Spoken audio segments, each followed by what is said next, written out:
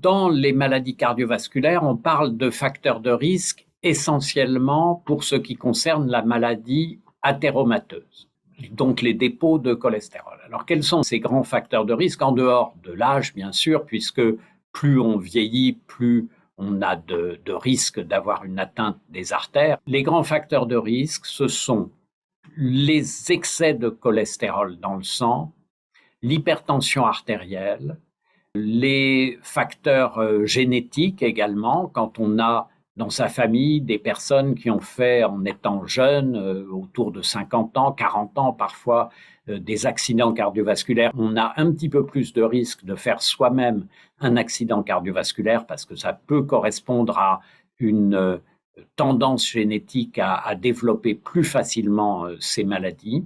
Le diabète est également un très grand facteur de risque de la maladie athéromateuse et c'est un facteur de risque qu'on voit augmenter actuellement en lien notamment avec l'obésité qui en elle-même est aussi un facteur de risque et en particulier l'obésité qu'on appelle l'obésité abdominale, c'est-à-dire le gros ventre qu'on rencontre plus souvent chez les hommes que chez les femmes et qui traduit la présence de graisse à l'intérieur même de l'organisme et ces graisses ont une toxicité particulière pour les artères. Un facteur de risque essentiel également qui est le tabac. Le tabac va attaquer les artères et faciliter les dépôts de cholestérol à l'intérieur des artères. Et le tabac n'est pas seulement un facteur de risque de cancer, mais c'est aussi un des très grands facteurs de risque d'infarctus du myocarde ou même d'accident vasculaire cérébral.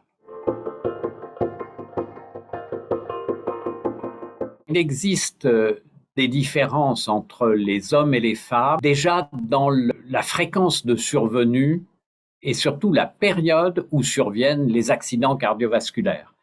Globalement, les hormones féminines vont protéger dans une certaine mesure les femmes contre le risque d'athérome jusqu'à la ménopause. Et puis après, le risque va devenir comparable à celui des hommes. Ça ne veut pas dire que les femmes ne courent aucun risque avant la ménopause. Et on voit actuellement augmenter la fréquence, par exemple, des infarctus du myocarde chez les femmes jeunes. Et ça, c'est lié très fortement au mode de vie et en particulier au tabagisme qui est resté important chez les femmes jeunes et les jeunes filles. Donc ça, c'est un premier point. Le deuxième point, en termes de pronostic, cette fois-ci, si on prend l'exemple de l'infarctus du myocarde, eh bien, il n'y a pas une énorme différence de pronostic chez une femme qui a fait un infarctus et chez un homme qui a fait un infarctus à âge égal. Les femmes, généralement, font leur infarctus à peu près 6 à 8 ans plus tard que les hommes. Évidemment, si on regarde indépendamment de l'âge, les femmes vont avoir un pronostic plus mauvais, tout simplement parce qu'elles sont plus âgées au moment où elles font leur infarctus. En revanche, si on prend à âge égal, si on compare une femme de 70 ans et un homme de 70 ans qui vient de faire un infarctus du myocarde, eh bien là, il y a peu de différence entre les deux.